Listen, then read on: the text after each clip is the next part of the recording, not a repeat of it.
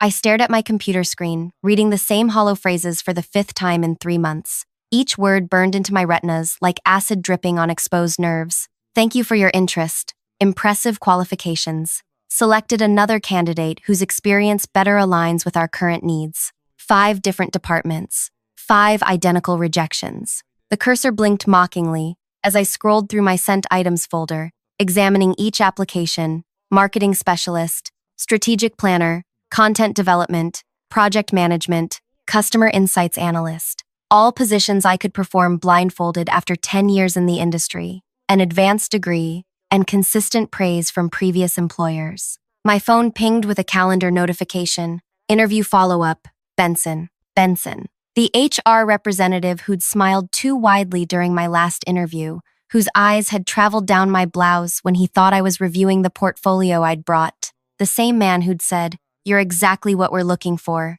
before the panel of 5 men nodding in agreement. Lies. Something snapped inside me. I dialed the company's main number, surprising myself with how steady my voice sounded. "Human resources, please. I'd like to schedule an in-person meeting with Benson." 3 hours later, I sat across from him in a small conference room. His surprise when I walked in had been almost comical. "Iris," he said, recovering quickly, "what can I help you with today?" I placed my laptop on the table and turned it toward him, displaying all 5 rejection emails side by side. "What's really happening here?" My voice was quiet but clear. "I'm not sure what you mean," he said, his eyes darting to my screen. 5 positions, 5 rejections, each with identical wording. I've scored at the top of every assessment. I have 10 years of relevant experience. I have an advanced degree. So please, explain to me what's really happening. Benson's smile tightened. Different hiring managers have different hiring managers all reaching the same conclusion about me? What are the odds of that, Benson? A woman passing by the glass-walled room slowed, watching our exchange with undisguised interest. "I'm afraid I can't discuss internal hiring decisions," he said, standing abruptly. "Perhaps this position simply isn't the right fit for you." "Which position, Benson?" I applied to 5 different ones. His face flushed. "I think we're done here." As he reached for the door, I asked, "How many women have you hired this year at the management level?" He froze, hand on the doorknob. Without turning around, he said, "That information is confidential." "Is it because there aren't any?" The door closed behind him with a soft click that echoed in my chest like thunder. The woman who had been watching approached as I gathered my things. She slipped a business card across the table. "Zoe Parker, Legal Department," she whispered. "Call my personal number. Not here. Not now." I nodded, tucking the card into my pocket as she walked away. Outside, rain pelted the pavement, matching the storm brewing inside me. I had come seeking answers but left with only more questions and a mysterious card burning in my pocket. What was Zoe risking by reaching out? And what would I discover when I called her? The subway ride home was a blur of faces and noise, my mind replaying each interview, each interaction, searching for clues I might have missed. Had I been too qualified? Too confident? Too female? My phone vibrated with a text from an unknown number. "Did you get what you needed?" Before I could respond, another message appeared. "They're watching. Be careful what you put in writing." If you're feeling that knot in your stomach right now, if you're sensing there's more to this story than meets the eye, you're right. Hit that like button and subscribe to join me on this journey of discovery and justice. Trust me, what happens next changed everything. Not just for me, but for hundreds of women whose voices had been silenced. My name is Iris Lynn. I'm 34, with a master's degree in business administration and a reputation for solving problems others can't see. I specialize in data analysis and organizational behavior, skills that made me invaluable to previous employers, but apparently threatening to this one. Growing up with a single mother who worked 3 jobs to put me through college taught me 2 things. Injustice is everywhere, and fighting it requires strategy, not just passion. That night, I called Zoe from a coffee shop 3 blocks from my apartment. "I've been watching you apply," she said without preamble. "You're the 6th woman with outstanding qualifications they've rejected this quarter. Why are you telling me this?" A pause. "Because I'm leaving. 3 weeks notice. I can't fight it anymore." "Fight what exactly?" "The boys' club, the glass ceiling, whatever you want to call it." Her voice dropped. "They hired Thomas as senior counsel last month. He graduated 2 years after me, has half my case record, and they're paying him 30% more." I jotted notes as she continued. "The last woman to make director was Anya. She quit after they excluded her from meetings, assigned her impossible deadlines, then questioned her commitment when she couldn't meet them. Why doesn't anyone file complaints? Zoe laughed bitterly. 3 women did last year, all pushed out within months. Coincidentally, of course. Of course, I echoed. Listen, there's more. Check their leadership page. 28 executives, 26 men, 2 women, both in HR and communications. Their annual report brags about diversity initiatives, but the numbers tell the truth. After hanging up, I researched deeper. The company's social media showcased smiling women at company events, but a closer examination revealed most were administrative staff or junior associates. I created a spreadsheet tracking job postings against new hire announcements, noting gender patterns. The data was unmistakable. Women were interviewed but rarely hired above middle management. 2 days later, I developed a 3-part strategy. First, I applied for a small contractor position through an agency, using only my initials instead of my first name. Second, I launched an anonymous industry blog analyzing market trends, showcasing my expertise while building credibility. Third, I began attending industry events where board members would be present. The contractor position interview was scheduled quickly. I arrived wearing a tailored pantsuit, hair pulled back severely. The interviewer blinked in surprise when I entered. Lynn, we were expecting Iris Lynn, I confirmed, extending my hand. Shall we begin? His discomfort was palpable as I methodically addressed each question with precision and authority. By the end, his expression had shifted from surprise to reluctant respect. Your technical knowledge is impressive, he admitted. Thank you. When can I expect your decision? Soon. Very soon. Meanwhile, my blog gained traction. I published detailed analyses of industry challenges and solutions, carefully avoiding any mention of specific companies, but demonstrating deep understanding of the field. At my first industry function, I approached Wilson, a board member known for his progressive views. Your quarterly report indicates a 17% efficiency gap in your Eastern operations, I said after introducing myself. His eyebrows rose. You've read our quarterly report? I read all public documents from major industry players. May I offer an observation? By the end of our conversation, he was asking for my card. We need fresh perspectives like yours. The following week, I attended a charity gala where several board members were present. I strategically positioned myself at their table during dinner, contributing thoughtful comments to their discussion about market challenges. Diana, the only female board member, studied me with interest. You speak as if you've been inside our operations. Just an analyst who pays attention, I replied. 6 weeks into my plan, disaster struck. The agency called to inform me the contractor position had been eliminated due to budget constraints. The same day, my blog received a cease and desist letter claiming I had used proprietary information, a baseless accusation meant to silence me. Then Wilson, who had been particularly supportive, stopped returning my messages. That evening, as rain lashed against my windows, doubts flooded my mind. Was I fighting a losing battle? Was I risking my professional reputation for nothing? My phone pinged with an anonymous message. Keep going.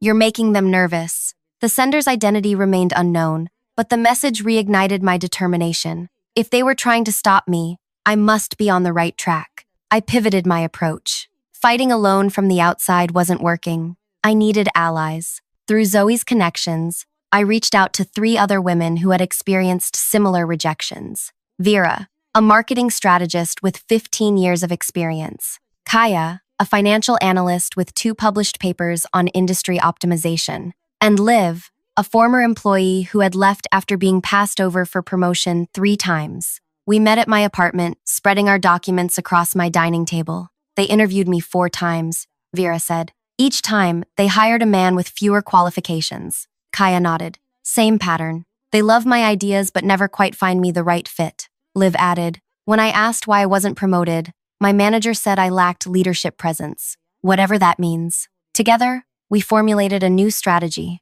Rather than trying to break in individually, we would apply pressure collectively. We began attending shareholder meetings, asking pointed questions about hiring statistics. Your annual report mentions commitment to diversity, yet management remains 93% male. Could you explain this discrepancy? We created presentation decks comparing the company's public diversity claims against actual numbers, sending them anonymously to board members and industry publications. The pressure was building, But would it be enough to crack the foundation of bias that had stood firm for decades? The company's first response came 3 weeks later, a carefully worded press release announcing a new Diversity and Inclusion Task Force. The announcement featured stock photos of smiling people from various backgrounds alongside empty promises of comprehensive review and commitment to improvement. "They're playing defense," Liv said during our strategy meeting in my apartment. Rain tapped against the windows as we huddled around my kitchen table, the scent of coffee mingling with the tension in the air.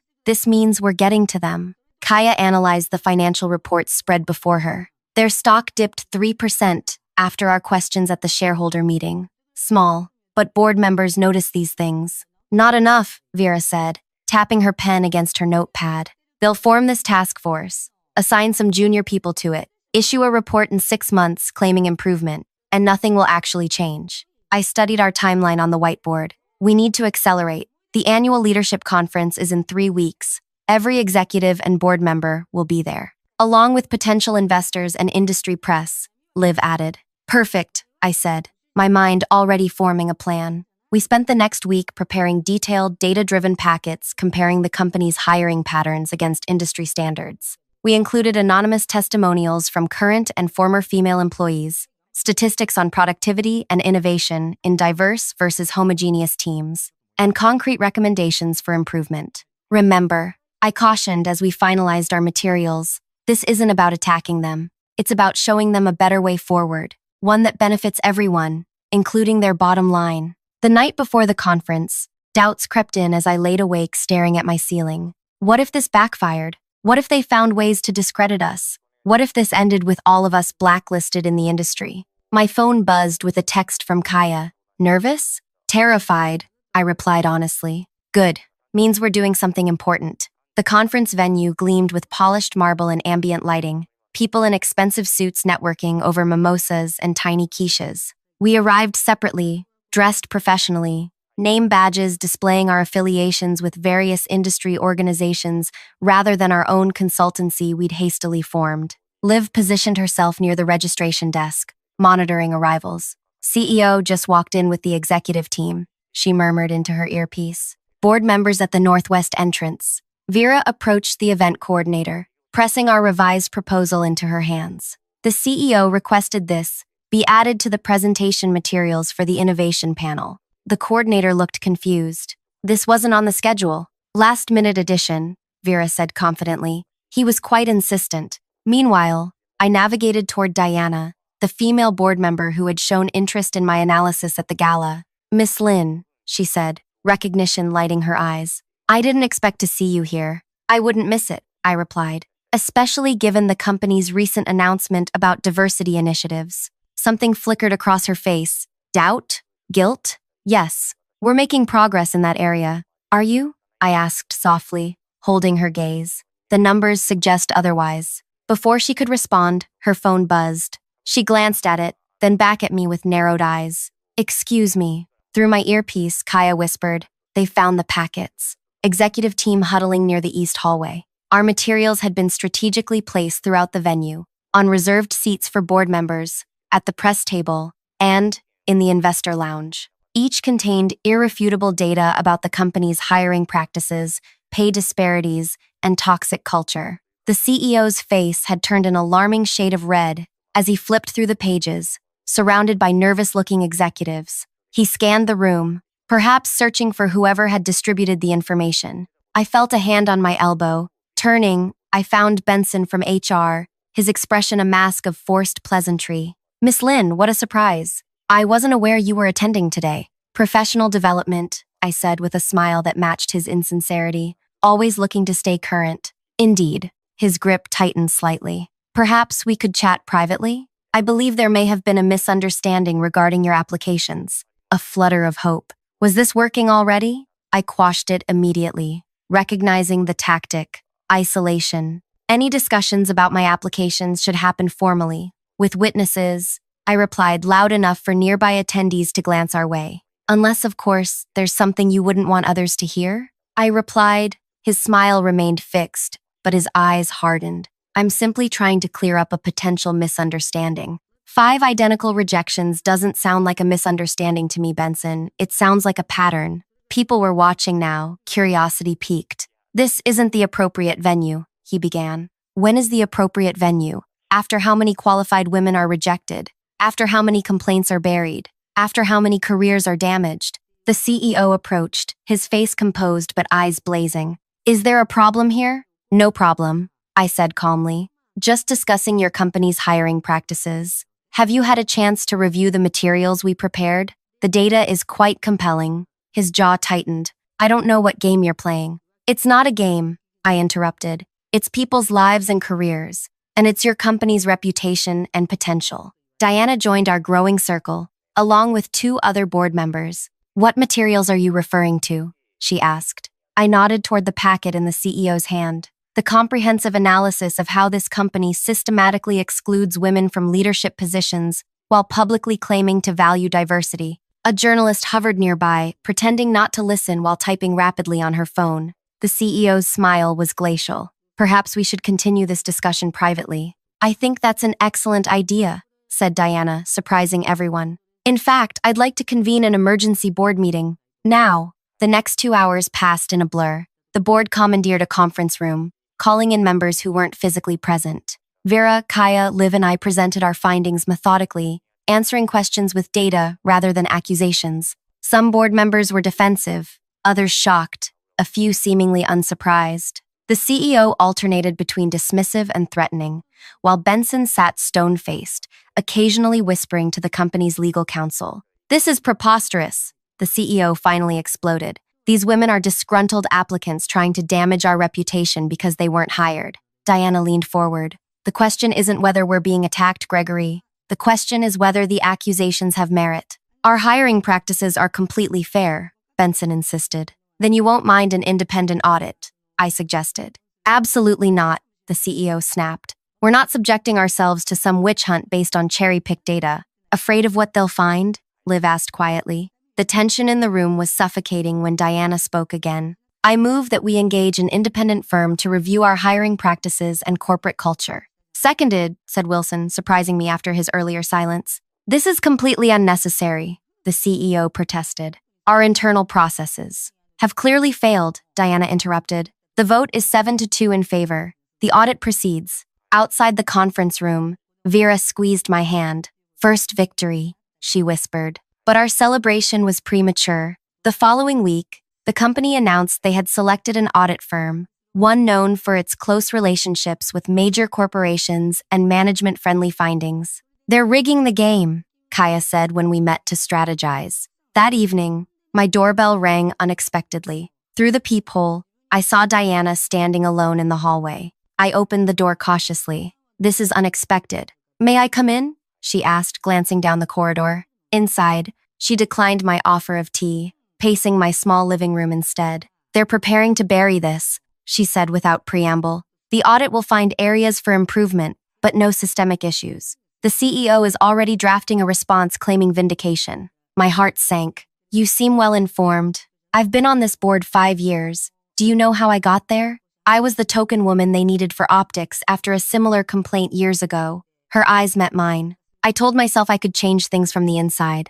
Instead, I've watched dozens of qualified women get passed over while nodding along with the excuses. Why are you telling me this? Because I'm tired of being complicit. She handed me a flash drive. Internal communications about hiring decisions for the past 3 years. Performance reviews. Salary data. Everything you need. I stared at the small device. This could cost you your position. It already has. I submitted my resignation this morning. She moved toward the door. What you do with that information is up to you. But whatever it is, I suggest you do it quickly. They're mobilizing against you. The implications hit me as soon as she left. She had just handed me evidence of potentially illegal hiring practices and painted a target on my back. I called an emergency meeting with my allies, explaining the situation. We have 2 choices, I said. We can take this to the press, blow the whistle publicly. Or what? Vera asked, eyes fixed on the flash drive sitting on my coffee table like a live grenade. We could try something unexpected, I said slowly, an idea forming. Something they would never anticipate. What exactly did you have in mind? Liv leaned forward, intrigued. What if, Instead of attacking them, we offered to help them, I suggested. Kaya frowned. Help the people who rejected all of us? Not help them cover this up, I clarified. Help them actually fix the problem. Why would we do that? Vera asked. And why would they let us? I smiled, the pieces of a new plan falling into place. Because sometimes, the best revenge isn't destruction, it's transformation, on our terms. Little did I know then how our quest for justice would evolve, or the formidable obstacles still ahead. The company's resistance would prove more entrenched than we imagined, and the personal cost higher than any of us expected. But in that moment, looking at these three brilliant women who had joined me in this fight, I felt something I hadn't experienced since opening that 5th rejection letter: hope. What none of us realized was that someone inside the company was already working to undermine us, someone with far more to lose than just their reputation. And they wouldn't stop at merely discrediting us. The next morning, I woke to breaking news that would change everything. The notification on my phone jolted me awake at 5:17 a.m. Squinting at the screen, I saw a news alert. Industry leader announces restructuring amid allegations of discriminatory practices. Fully alert now, I opened the article to find the company's official statement. In response to concerns raised about our hiring practices, we are undertaking a comprehensive restructuring of our talent acquisition processes. We have also become aware of potentially fraudulent activities by external parties attempting to manipulate our hiring decisions for personal gain. We take these matters seriously and are investigating fully. My phone immediately erupted with texts from Vera, Kaya, and Liv. All had seen the statement. All recognized the implied threat. They're painting us as criminals, Vera wrote. Classic deflection, responded Kaya. Liv's message was more alarming. My apartment was broken into last night. Laptop missing. Nothing else taken. A chill ran through me as I scanned my own apartment. Everything appeared untouched, but I suddenly felt exposed. I checked the flash drive Diana had given me, still safely hidden inside a hollowed-out book on my shelf. By 7 a.m., we had convened at a small cafe 3 neighborhoods away from any of our homes. This changes everything, Liv said, dark circles under her eyes. They're not just defending themselves anymore. They're attacking. And they have resources we don't, added Vera. Legal teams, security, connections. Kaya drummed her fingers on the table. The fraudulent activities claim is concerning. They could be building a case against us. Or it could be a bluff, I suggested, though without much conviction. My phone buzzed with a text from an unknown number. Check your email. Urgent. The message in my inbox was brief. They're searching for the flash drive. Diana is being questioned. Lawyer up.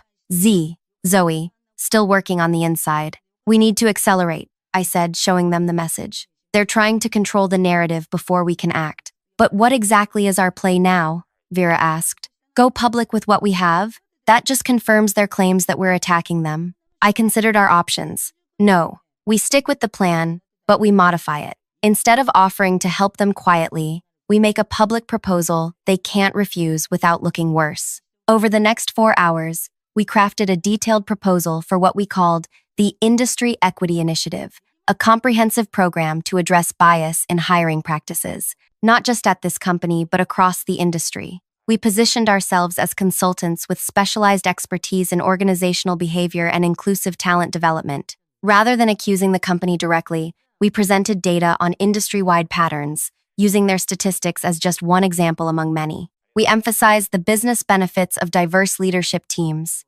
innovation, adaptability, profitability, with research citations backing every claim. Most critically, we created a press release announcing our initiative, naming several companies we were in discussions with, including our target. This puts them in a bind, I explained. Deny our involvement, and they look resistant to improvement. Accept it, and they have to actually work with us. Clever, Kaya nodded, but risky. What if they sue us for defamation? The release doesn't make accusations, I pointed out. It simply states we're discussing potential collaboration, and everything else is factual data available in public records. We were preparing to send out our materials when Liv's phone rang. Her face paled as she answered. It's my former manager, she whispered, covering the microphone. He says the company wants to meet. The timing couldn't be coincidental. How did they know what we were planning? After a brief conversation, Liv hung up. They want all 4 of us to come in tomorrow morning. The CEO will be there. It's a trap, Vera said immediately. Maybe, I conceded. But it's also an opportunity. They're worried enough to invite us in. Or they want to threaten us face to face, Kaya countered. We debated for an hour before reaching a decision. We would attend, but on our terms. We'd meet in a neutral location, not their offices. We'd bring our own recording devices. And most importantly, we'd send our press release to key industry publications with an embargo. If we didn't confirm by a specific time tomorrow, the story would go live. That night, I barely slept. Around 3 a.m., I heard a noise outside my apartment door. Footsteps paused, then continued past. Paranoia or actual surveillance? Impossible to know. The meeting was set for 9 a.m. at a downtown hotel conference room. We arrived early, swept the room for listening devices, finding none, and positioned ourselves strategically, backs to walls, facing the door, recording apps activated on phones placed casually on the table. At precisely 9 a.m., the door opened. The CEO entered first, followed by Benson from HR. Two people I assumed were legal counsel and, surprisingly, Diana. Thank you for coming, the CEO began with practiced cordiality. We wanted to address some concerning activities directly. Such as? I asked, matching his professional tone. Let's not play games, Miss Lin. Benson cut in. We know you've been coordinating efforts to damage this company's reputation. Actually, Vera interjected, we've been researching industry-wide hiring patterns and their impact on business performance. Your company is just one data point in our analysis. The CEO's smile tightened. And this analysis conveniently began after you were all rejected for positions? Research often starts with personal experience, Kaya replied calmly. That doesn't invalidate the findings. Diana hadn't spoken yet, but I noticed her watching me intently. She gave an almost imperceptible nod toward one of the lawyers, the younger woman whose hands were clasped too tightly on the table. We understand you may have concerns, this lawyer said, her voice surprisingly gentle. But attempting to pressure a company through threats and stolen data isn't the appropriate channel. What's stolen data? I asked innocently. The CEO leaned forward. We know about the flash drive, Miss Lin. So that was their play. Trap us into admitting we had confidential information. I'm not sure what you're referring to, I said. All our research uses publicly available information. Frustration flickered across his face. Let's be direct. We're prepared to offer all of you settlements in exchange for confidentiality agreements and the return of all company data in your possession. There it was, the bribe.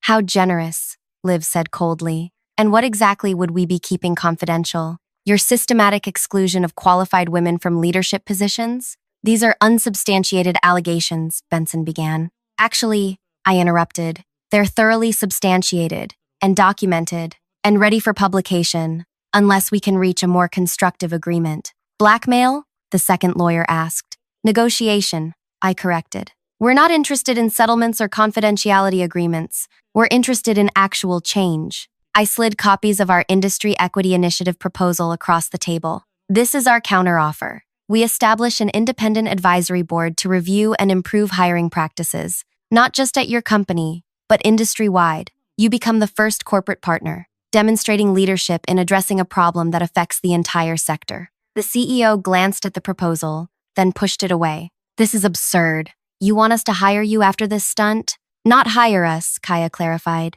Partner with us. There's a difference. And if we refuse? Asked the second lawyer. I checked my watch. Our press release goes live in 20 minutes. Your choice whether it positions you as part of the problem or part of the solution. The tension in the room was palpable as the CEO conferred in whispers with his team. Diana remained silent, her expression unreadable. Finally, the CEO turned back to us. We need more time to review this proposal. The press embargo expires in 18 minutes now, I reminded him. This is coercion, Benson hissed. This is consequences, I replied evenly. The younger lawyer whispered something to the CEO, who looked increasingly cornered. Fine, he snapped finally. We'll participate in your initiative as founding partners, but we have conditions. So do we, I responded. What followed was 15 minutes of intense negotiation, resulting in a framework agreement that would establish the Industry Equity Initiative, with independent oversight, transparent reporting,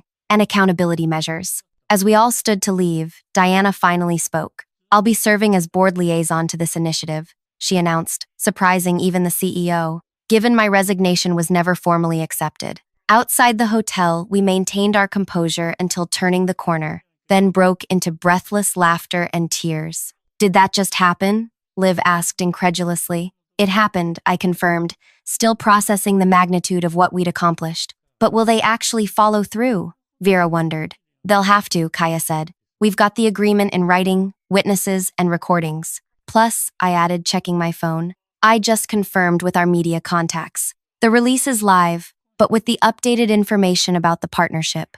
3 months later, I stood at a podium addressing the company's quarterly all-hands meeting, not as an outside consultant, but as the newly appointed Executive Director of Organizational Development. The journey to this moment had been neither simple nor straightforward. The initial agreement had nearly collapsed twice. Anonymous threats had been sent to all 4 of us. Industry competitors had tried to undermine the initiative, but we had persevered, backed by data, determination, and growing public support. Today marks a new chapter, I began, surveying the sea of faces before me. 3 months ago, I stood outside these doors, repeatedly rejected despite my qualifications. Today, I stand here to ensure that talent, not gender, determines opportunity. My gaze found Benson in the crowd, now demoted to Associate HR Manager. Beside him sat the hiring managers who had rejected me 5 times. They avoided my eyes. This initiative isn't about retribution, I continued. It's about transformation, about building a company that truly embodies the values it claims to uphold. In the front row sat Vera, now heading the new talent acquisition team. Kaya had been appointed to lead data analytics for the initiative. Liv was developing training programs for management. The audit results released today confirm what some have long suspected. Systemic barriers existed that prevented qualified women from advancing. Those barriers are now being dismantled. Diana, who had emerged as our strongest ally on the board, nodded approvingly. The revenge some expected me to seek isn't in punishment or public humiliation, I said, lowering my voice slightly. It's in the 73% increase in female applicants for leadership positions. It's in the new mentorship program connecting senior women with emerging talent. It's in the pay equity adjustments implemented last month. I paused, letting my words sink in. And it's in the face of every woman in this room who now sees a path forward that wasn't visible before. The CEO shifted uncomfortably in his seat as I continued. Change isn't easy. Some resist it, some resent it, but the data is undeniable. Diverse teams perform better. Inclusive companies innovate faster. Equitable workplaces attract top talent. I gestured toward the screen behind me, where our latest metrics were displayed. Since implementing these changes, employee satisfaction has increased 12%. Productivity is up, turnover is down. By every measurable standard, this company is stronger today than it was 3 months ago. Looking directly at the men who had rejected me, I delivered the final blow, not with anger, but with calm certainty. The greatest revenge against a broken system isn't breaking it further. It's rebuilding it better. It's standing in the position you were told you couldn't have, not to gloat, but to hold the door open for others. The applause began tentatively, then swelled, first from the women in the audience, then spreading until even some of those who had resisted our efforts joined in.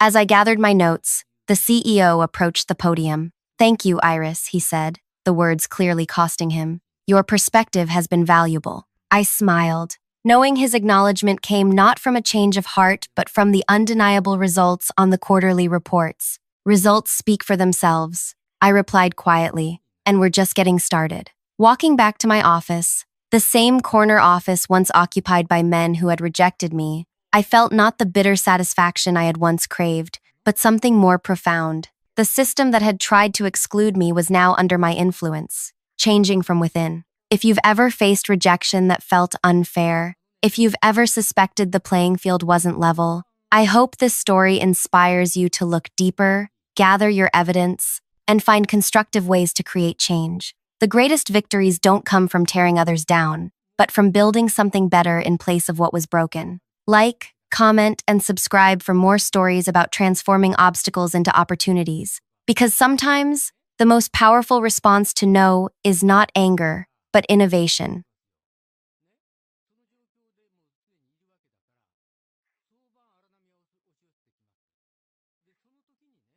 My nephew has protection. I control HR. Drop it, Vernon said with a dismissive wave, not even looking up from his computer. Know your place, Danny. The decision is final. The words hit me like a physical impact. knocking the air from my lungs. I stood frozen before his gleaming desk, watching him casually destroy 5 years of my dedicated work. 5 years of solving impossible engineering challenges. 5 years of watching less qualified people rise while I stayed behind. With all due respect, sir, your nephew isn't qualified to lead advanced projects. He can't explain basic aerodynamic principles without stammering. The wing concept that saved this company millions was my design, my innovation. I earned that promotion. Vernon finally looked up, annoyance flickering across his face. Are you suggesting I'm playing favorites? Kyle has an impressive background. He's brought fresh perspectives to our team. Fresh perspectives. I couldn't help the edge in my voice. He asked me yesterday what thrust vectoring meant.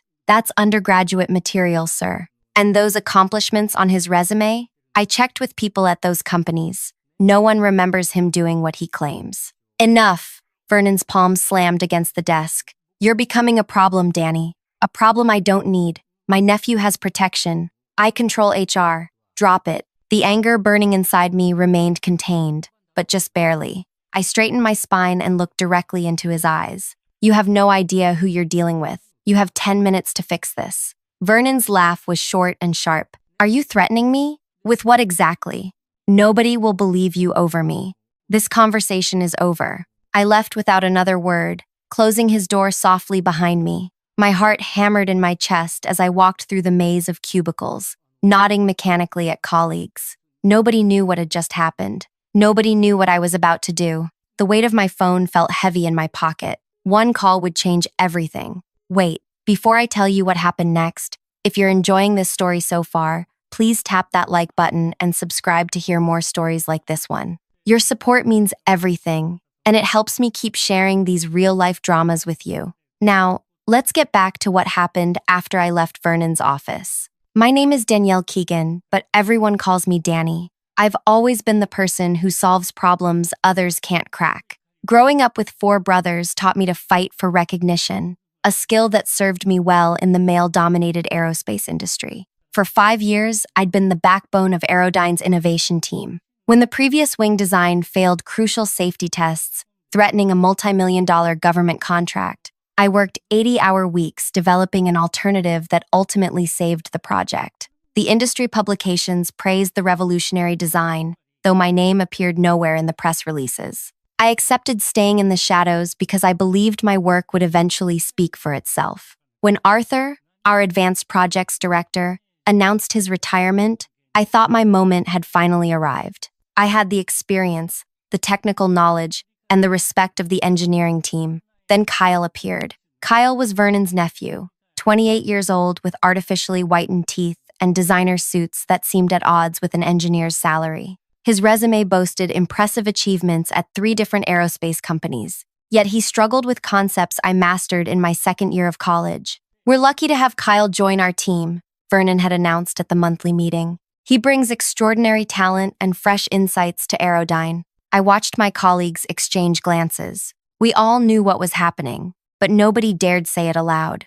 3 weeks later came the announcement that confirmed our suspicions. Kyle would take over as Advanced Projects Director when Arthur retired next month. The injustice burned inside me, but I tried to follow proper channels. I scheduled a meeting with Human Resources to discuss my concerns about Kyle's qualifications. We appreciate your dedication, Danny, said Priya from HR, her expression sympathetic but firm. But we need you to be a team player here. Kyle has excellent credentials, and Vernon speaks very highly of him. Have you verified those credentials? I asked, because I've made some calls, and that won't be necessary, Priya interrupted, suddenly looking uncomfortable. The hiring committee has reviewed everything thoroughly.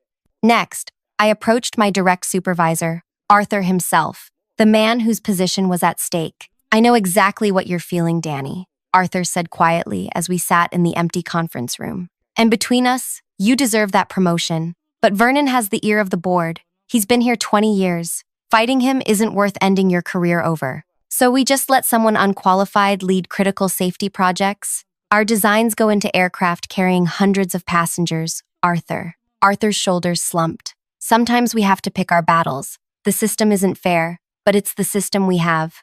That conversation led me to Vernon's office, to my ultimatum, And now to the decision I never wanted to make. I walked to my car in the underground parking garage, the fluorescent lights buzzing overhead. Inside the privacy of my vehicle, I pulled out my phone and stared at it. The contact name glowed back at me. Eliza Wilson. Eliza and I had been roommates in college 15 years ago. We'd stayed close as our careers diverged, mine into aerospace engineering, hers into government oversight. She was now the Federal Aviation Administration's lead safety inspector scheduled to approve Aerodyne's new commercial aircraft line next week. I had never used our friendship professionally. I had built my career on merit and hard work, but Vernon had changed the rules of the game. My finger hovered over her name. Was I really going to do this? Once this call was made, there would be no going back. I thought about Kyle, who would be responsible for decisions that affected passenger safety without understanding basic principles. I thought about the design modifications he'd already approved without proper testing. Nothing catastrophic, but concerning enough that they needed expert review and a rubber stamp from someone who couldn't tell aluminum alloys apart.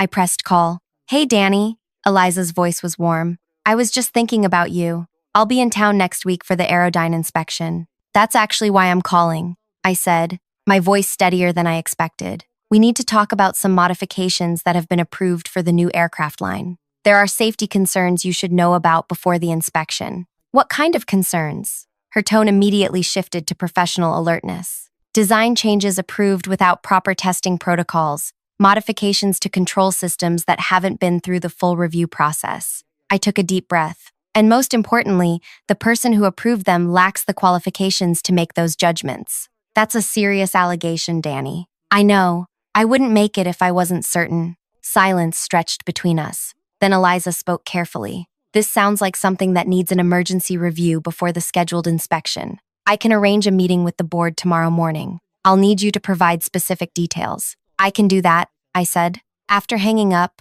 I sat motionless in my car. Had I crossed a line? Would this decision haunt my career? The aerospace industry was tight-knit. Word would spread about what I'd done. My phone lit up. Unknown number. I answered cautiously. Hello? Who the hell are you? The voice was female, tight with barely controlled panic. This is Miriam Ashford, Aerodyne board chair. The government inspector just called demanding an emergency meeting tomorrow morning. She mentioned potential safety concerns from an insider. My heart raced. Yes, Ms. Ashford. I'm Danielle Keegan from the innovation team. Do you understand what this could do to our certification timeline? To our stock value when this leaks? To our entire government contract? I understand exactly what it could do, I replied quietly. We're ready to accept all of your terms. Just stop what you started, she pleaded. Whatever you want. Just tell your friend to back off. I tried addressing my concerns through proper channels, I said. I was told to know my place. The line went silent for a moment. Then Miriam spoke again, her voice carefully controlled. What exactly do you want, Ms. Keegan? That question hung in the air between us. What did I want? Justice? Recognition? Or something more? Before I could answer, my phone signaled another incoming call. I asked, Vernon. I asked Miriam to hold and switched calls. What have you done? Vernon hissed without preamble. His voice had lost all its previous confidence. The FAA inspector just called an emergency meeting. She mentioned concerns about Kyle's qualifications and modified designs. I believe I mentioned you had 10 minutes to fix the situation, I said calmly. You laughed. You can't do this. You'll never work in aerospace again. I'll make sure of it. That's where you're wrong, Vernon. The inspection is happening because there are legitimate safety concerns. Your nephew approved modifications without proper testing. That's not spite, that's fact. Tell me what you want, he said, his voice suddenly pleading. A promotion? Money? Name it. I want the qualified person to lead advanced projects. I want accountability, and I want assurance that safety isn't compromised for nepotism. Fine, you can have the director position. I'll move Kyle somewhere else. Just call off the inspector. It's too late for that, I said. The concerns have been officially logged. The inspection will happen. But how badly it goes for Aerodyne depends on what happens next. I switched back to Miriam. I'm sorry for the wait, Ms. Ashford. As I was about to explain, I want 3 things. First, I want to be named Executive Director of Safety and Innovation, reporting directly to the board, not to Vernon. Second, I want to build my own team of qualified engineers. Third, I want Vernon and Kyle transferred away from any position that influences critical design decisions. That's substantial, Miriam said carefully. The board would need to discuss this. Of course, you have until the emergency inspection tomorrow at 9 a.m. I should mention that I've documented all the improper design approvals and qualification discrepancies. If Aerodyne chooses to retaliate against me, that documentation will go directly to the FAA and the press. You've thought this through, Miriam said, sounding almost impressed. I'm an engineer. Thinking through problems is what I do. As I hung up, my hands finally began to shake. I'd just gambled my entire career on one bold move against a powerful executive. But sometimes, standing up for what's right requires risking everything. I had no idea if they would meet my demands or if I'd just committed professional suicide. All I knew was that I couldn't remain silent any longer. The next 8 hours would determine everything. 9 o'clock that evening found me sitting in my modest apartment, staring at the walls. The bold move I'd made earlier still didn't feel real. My cat, Penny, sensed my anxiety and curled against my leg, purring softly as if trying to reassure me. "What did I just do, Penny?" I whispered, scratching behind her ears. Either I just saved my career or completely destroyed it. My phone hadn't stopped buzzing since I left the office. 6 missed calls from Vernon, 4 from numbers I didn't recognize, 12 text messages asking what was happening. Word had spread through the company like wildfire. Something big was brewing. I'd turned off all notifications and spent the evening meticulously organizing my evidence. Every email about the wing design that saved the company millions. Screenshots of the modified specifications Kyle had approved without proper testing. Witness statements from 3 engineers who heard Kyle ask basic questions that any qualified aerospace engineer should know. At 9:42 p.m., my doorbell rang. My heart jumped to my throat. Nobody ever visited this late. I approached the door cautiously and checked the peephole. Arthur stood in the hallway, looking exhausted. My retiring boss, the current advanced projects director whose position was at the center of this storm. I opened the door. "Arthur, this is unexpected. May I come in?" he asked, his voice low. "There are some things you should know before tomorrow." I hesitated, then stepped aside. Arthur had always been fair to me, even if he hadn't fought for my promotion. He entered and declined my offer of tea, remaining standing. "The board has been in emergency session for the past 3 hours," he said without preamble.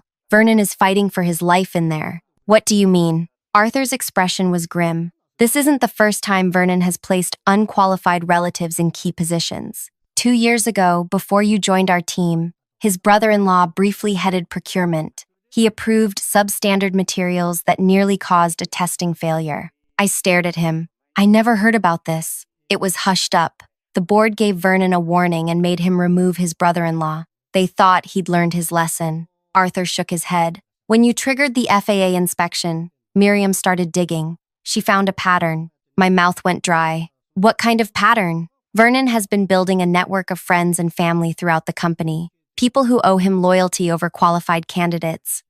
The board was blind to it until now." He paused. "I'm here because Vernon is trying to paint you as disgruntled and unstable. He's claiming you fabricated evidence because you couldn't handle being passed over." Anger flared in my chest. "That's ridiculous. I have documented proof. It's strong and—" Arthur held up his hand. "I know. That's why I'm here. I've decided to speak to the board tomorrow, to tell them what I know about your contributions and Kyle's lack of qualifications." I sat down heavily on my couch. "Why now, Arthur? Why didn't you speak up before?"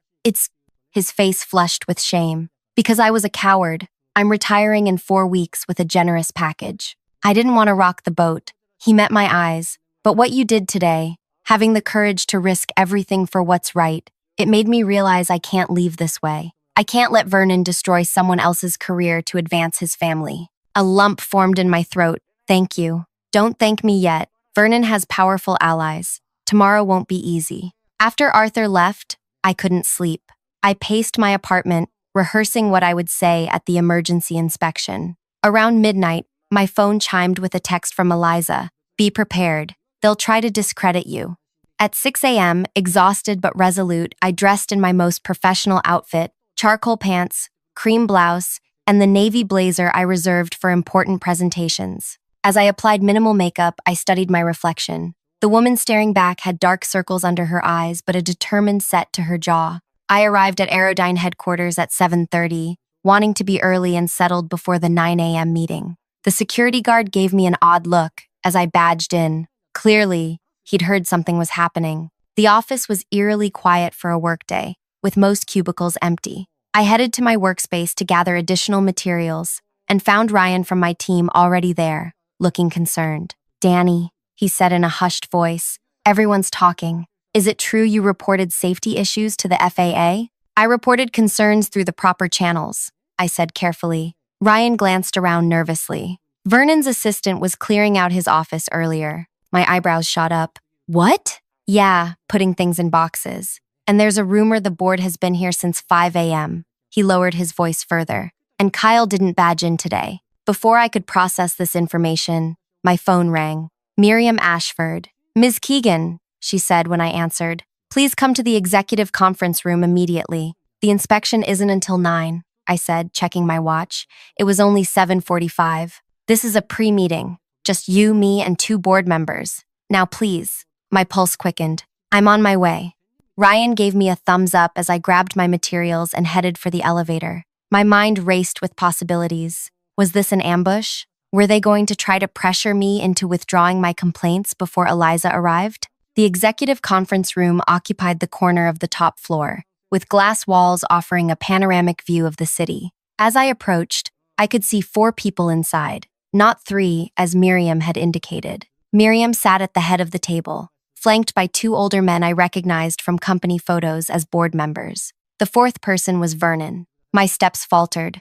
Vernon's presence suggested this wasn't going in my favor. I took a deep breath, straightened my shoulders, and entered. "Miss Keegan, thank you for joining us," Miriam said formally. "Please sit." I took the only empty chair, directly across from Vernon. His face was ashen, his usual confidence nowhere to be seen. He wouldn't meet my eyes. "Before the FAA inspection, we wanted to address the situation directly," Miriam continued. "Mr. Harris has something to say." Vernon cleared his throat. "I've submitted my resignation, effective immediately." I blinked in surprise, certain I'd misheard. "I'm sorry?" "The board has accepted my resignation," Vernon said, his voice hollow, "and withdrawn Kyle's appointment as Advanced Projects Director." Miriam took over. "Ms. Keegan, the board has conducted an emergency review of the situation. What we found was concerning, not just regarding Kyle's qualifications, but a pattern of questionable appointments and decisions over several years."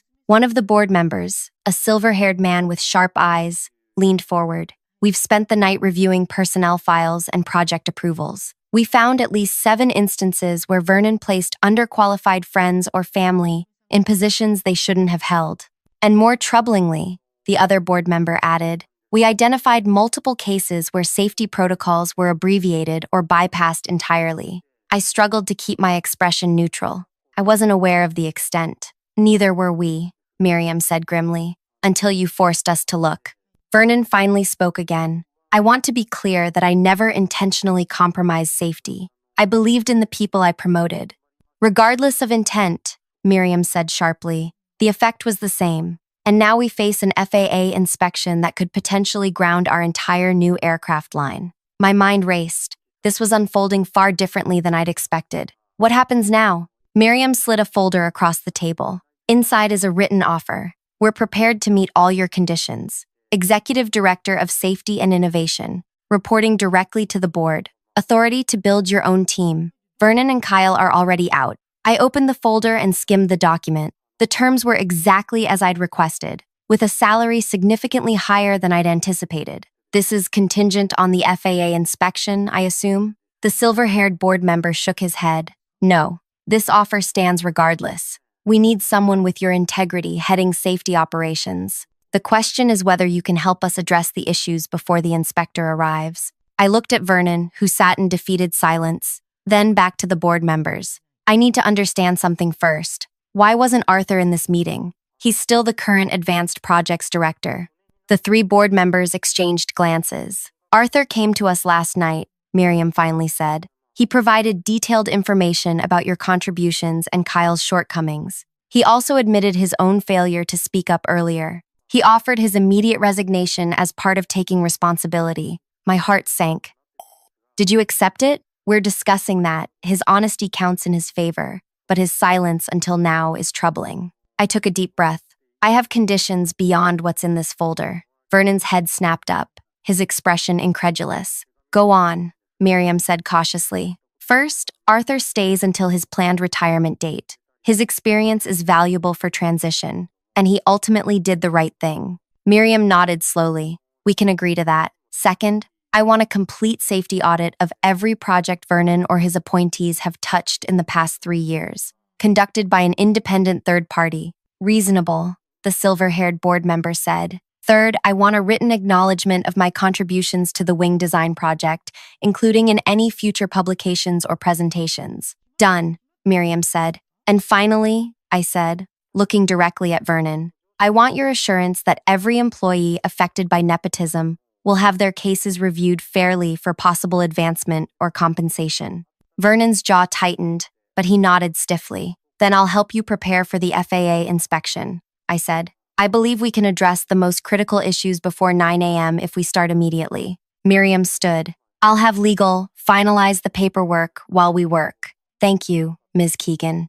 As we left the conference room to begin the urgent safety review, Vernon remained seated, staring out at the city skyline that was no longer his to command. The next 2 hours passed in a blur of activity. I assembled a small team of the most trustworthy engineers, and we systematically identified and documented every questionable design modification Kyle had approved. We prepared detailed explanations of how each would be properly tested and, if necessary, revised. At precisely 9 a.m., Eliza arrived with 2 additional FAA inspectors. Her eyebrows rose slightly when Miriam introduced me as the incoming Executive Director of Safety and Innovation, but she maintained her professional demeanor. We've identified several areas of concern, I said, leading them through our findings. We're not hiding anything. These modifications were approved improperly, and we're taking full responsibility for correcting them. The inspection was thorough and tense. At several points, I thought we might still lose certification despite our preparations. One particular control system modification had progressed further than I realized, potentially affecting handling characteristics. During a brief break, Eliza pulled me aside. You've been busy since yesterday. It's been eventful, I admitted. Are you sure about this? She asked quietly. Taking a leadership role in a company with these issues? I nodded. Someone needs to fix the culture here. It might as well be me. She studied my face. You always were stubborn. Just promise me one thing. If you find more problems, you'll report them properly, not hide them. You have my word. The inspection continued until late afternoon. When it concluded, Eliza didn't immediately announce her decision, instead conferring privately with her team. The waiting was excruciating. Finally, she returned to the conference room where the board, Arthur, and I sat anxiously. Aerodyne has serious procedural issues that must be addressed, she began, her expression stern. However, we acknowledge the company's transparency today and the concrete plans for remediation. Miriam leaned forward. And our certification? Conditional approval, Eliza said, subject to implementing all the corrections we've outlined and submitting to monthly progress reviews for the next 6 months. The relief in the room was palpable. Conditional approval was the best we could have hoped for under the circumstances. As the meeting concluded and people filed out, Arthur approached me. Congratulations, Executive Director. You've accomplished more in 24 hours than most people do in a career. I smiled tiredly. Thanks for speaking up, Arthur. It mattered. I should have done it sooner. He paused. There's something you should know. After the board meeting last night, I overheard Vernon on his phone. He was furious, talking to someone about making her pay once this blows over. My smile faded. You think he'll try to retaliate? Arthur nodded grimly. Vernon doesn't forgive people who cross him, and he still has connections in the industry. Watch your back. As Arthur walked away, I felt the weight of his warning. I'd won this battle decisively, but Vernon was still a powerful man with wounded pride. This might not be over yet. The thought should have frightened me, but instead, a strange calm settled over me. If Vernon wanted to continue this fight, he would learn that I was just getting started. Tomorrow would be my first official day as executive director. The real work of transformation was just beginning, and if Vernon thought today was bad, he had no idea what was coming next. 2 weeks into my new role as executive director of safety and innovation, I was already drowning in the enormity of the task before me. Vernon's influence ran deeper than anyone had realized. Every day brought new discoveries of questionable decisions, abbreviated testing protocols, and unqualified personnel in critical positions. "How bad is it?" Arthur asked during our daily morning meeting. He'd become an invaluable ally in navigating the company's complex structure. I pushed a stack of reports across my desk. Worse than we thought. The wing design for the military contract? The calculations were fudged to meet the deadline. It's sound enough to fly, but nowhere near the performance metrics we promised. Arthur winced. That contract is worth nearly $100 million. I know, and there's more. I pulled up an email on my screen. 3 of Vernon's appointees in quality control have been approving components that don't meet specifications. They've been marking them as acceptable variances. Have you told the board? I'm presenting a full report tomorrow. They're not going to be happy. Arthur leaned back in his chair, studying me with concern. You look exhausted, Danny. Are you sleeping? I wasn't. Every night brought new anxieties about the magnitude of what I'd undertaken. The responsibility for fixing years of corner cutting and nepotism now rested squarely on my shoulders. Plus, there was Vernon's threat to consider. I'm fine, I lied, just adapting to the new position. After Arthur left, I stared at the mountain of documents on my desk. This wasn't just about my promotion anymore. The safety of pilots, passengers, and military personnel relied on these aircraft performing as promised. Lives were literally at stake. My assistant, Zoe, knocked on my open door. Danny, there's someone here to see you. Says it's urgent. Who is it? A Mr. Tanner from Orion Aerospace. He doesn't have an appointment. I frowned. Orion was our biggest competitor.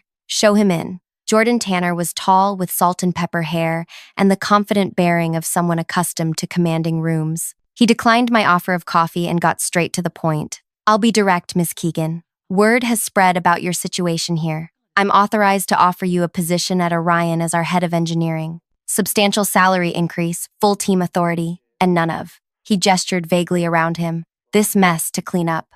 I blinked in surprise. That's unexpected. Is it? You exposed serious problems in a major aerospace company. That took courage and integrity. Those are qualities Orion values. He slid a folder across my desk. All the details are inside. We'd need your answer within the week. After he left, I sat stunned, staring at the folder. The offer was tempting, a clean slate without the uphill battle I now faced. I could walk away from Vernon's looming threat and start fresh. But something felt off about the timing. Later that afternoon, during a meeting with my newly formed safety team, I received a text from an unknown number. Parking garage, level 3, 5:30 p.m. Come alone if you want to save your career. My pulse quickened. Anonymous messages were never good news. I debated ignoring it, but curiosity and concern won out. If someone had information about more safety issues, I needed to hear it. At 5:30, I cautiously approached level 3 of the parking garage, my phone ready to dial security. The concrete structure was mostly empty. The workday ended for most employees. A figure stepped out from behind a concrete pillar. Kyle. I tensed immediately. Vernon's nephew looked different from when I'd last seen him. His designer clothes replaced by casual wear, his confident swagger gone. Thank you for coming, he said, his voice subdued. What do you want, Kyle? He glanced nervously around the garage. I need to warn you. Uncle Vernon is planning something. Something big. I'm already aware he wants revenge. Kyle shook his head. It's worse than that. He's been making calls to everyone who owes him favors. He arranged that Orion job offer. I frowned. Why would he want me to go to a competitor? Because he's setting you up. If you take it, he has evidence ready to provide to Orion showing you stole proprietary designs. It would destroy your career there before it began. My mind raced. And if I don't take it? Then phase 2 begins. He's gathering statements from people claiming you've been falsifying safety reports to make him look bad. He has someone on your team feeding him information. The betrayal stung. Someone I'd trusted was working against me? Why are you telling me this, Kyle? You lost your position because of me. His eyes dropped to the ground. Because I never wanted any of this. Uncle Vernon pushed me into a role I knew I wasn't qualified for. I tried to tell him, but he wouldn't listen. Said it was my birthright to lead at Aerodyne. He looked up, his expression earnest. I'm actually a decent marketing guy. That's what I studied. But aerospace engineering? I was drowning from day one. I studied his face for signs of deception but saw only genuine distress. There's something else, Kyle continued. Uncle Vernon has a meeting tomorrow with two board members, Philip and James. They've always been his allies. He's convinced them to call for a vote of no confidence in your leadership. My stomach tightened. Based on what? He's going to claim you've exaggerated the safety issues to justify your promotion, that you're creating a crisis to make yourself look like a savior. I leaned against a nearby car, processing this information. Vernon was moving faster than I'd anticipated. I'd been focused on fixing the company's problems, not defending my position. Why should I believe you? I finally asked. Kyle pulled out his phone and played a recording. Vernon's voice discussing exactly the plan he'd just outlined. The evidence was undeniable. What do you want in exchange for this information? I asked cautiously. Nothing. Consider it an apology. I never should have accepted that position. He pocketed his phone. Just, if things ever settle down, maybe put in a good word for me in marketing. That's where I actually belong. After Kyle left, I sat in my car for nearly an hour, formulating a plan. Vernon was coming for me, and he had allies. I needed to move quickly. The next morning, I arrived at the office at 6 a.m. and immediately called Miriam Ashford. I need an emergency board meeting, today, before the scheduled 2 p.m. session. That's highly unusual, she replied, sounding concerned. What's happened? Vernon is making his move, and he's turned Philip and James against me. I have evidence they need to hear before they make any decisions. There was a long pause. I'll arrange it for 10 a.m. That's the earliest I can get everyone together. I spent the next 3 hours preparing my presentation and gathering allies. Arthur agreed to speak on my behalf. 3 engineers from my team volunteered to present their findings on the safety issues. I even reached out to Eliza at the FAA, who provided a statement confirming the legitimacy of our safety concerns. At 9:45, I walked into the boardroom with my team, only to find Vernon already there, looking smugly confident. Philip and James sat beside him, their expressions closed and judgmental. This is an unexpected development, Vernon said smoothly. I was under the impression our meeting was at 2 p.m. Plans change, Miriam replied coolly, taking her seat at the head of the table. Ms. Keegan has raised concerns that couldn't wait. Vernon's confidence wavered slightly. What concerns? I connected my laptop to the projector. Concerns about a coordinated effort to undermine Aerodyne's new safety protocols and discredit my leadership through false allegations. Vernon's face reddened. That's absurd. If anyone has fabricated allegations, it's you. I thought you might say that. I clicked to the first slide, a transcript of Kyle's recording. This is a conversation between you and board members Philip and James from yesterday evening. You'll note the detailed discussion of how to force me out based on claims that I've exaggerated safety issues. Philip and James shifted uncomfortably in their seats. You can't verify that transcript, Vernon snapped. I don't need to. I played the actual recording, Vernon's voice filling the room with damning clarity. Vernon's face went from red to ashen. Where did you get that? Your nephew has a conscience, it seems. For the next hour, I methodically presented evidence of every accusation Vernon had planned to make against me, alongside proof of its falsehood. I showed the board the Orion job offer and explained how it was meant to trap me. When I finished, the boardroom was silent. Vernon stared at the table, defeated for the second time. If these allegations are true, Miriam said slowly, then this represents an attempt to compromise Aerodyne's safety culture and regulatory standing for personal revenge. They're true, I said confidently. And there's more. During our safety audit, we discovered that Vernon has been receiving payments from a component supplier that repeatedly failed to meet specifications but was approved anyway. This was news even to Vernon, whose head snapped up in shock. That's a lie. I never took bribes. Not bribes, I clarified. Consulting fees to a company registered to your wife's maiden name. We found the connection while tracking the component approval chain. Miriam stood abruptly. Vernon, Philip, James, you'll wait outside while the rest of the board discusses this matter privately. The 3 men filed out, Vernon shooting me a look of pure hatred as he passed. The remaining board members spoke in hushed, urgent tones. I caught fragments, legal implications, regulatory fallout, media exposure. Everyone. After 20 minutes, they called us back in. Vernon, Philip, and James were noticeably subdued. Miriam addressed me first. Miss Keegan, the board extends its apology for this situation. We unanimously reaffirm our confidence in your leadership. Then she turned to Vernon. As for you, the board has decided to refer this matter to legal counsel for potential criminal charges. Your consulting arrangement with our supplier appears to violate both company policy and federal contracting laws. Vernon went completely still. You can't prove intent. Perhaps not, Miriam agreed. But the appearance of impropriety is enough to trigger a federal investigation. Given Aerodyne's government contracts, that would mean the Department of Justice getting involved. Vernon's lawyer, who had arrived during the deliberation, whispered urgently in his ear. The board is prepared to offer you one alternative, Miriam continued. Immediate severance with no benefits, a legally binding non-disclosure agreement, and your commitment to leave the aerospace industry entirely. In exchange, Aerodyne will handle this matter internally. Vernon's shoulders slumped in defeat. I'll take the deal. As Vernon signed the severance agreement, I felt no satisfaction, only relief that this chapter was finally closing. The real victory wasn't personal revenge. It was the opportunity to transform Aerodyne's safety culture and ensure that merit, not connections, determined advancement. 6 months later, Aerodyne passed its FAA follow-up inspection with flying colors. Our military contract was fulfilled with components that exceeded specifications. Kyle found his place in the marketing department, where his actual talents shone, and I assembled a team of the industry's most qualified engineers, many of whom had been previously overlooked due to Vernon's nepotism. The true revenge wasn't destroying Vernon. Sudden. It was building something better from the ruins of his corrupt system. He lost everything that mattered to him, his power, his reputation, his industry standing, and I gained everything I'd worked for: recognition, authority, and the chance to lead with integrity. The night after our successful FAA inspection,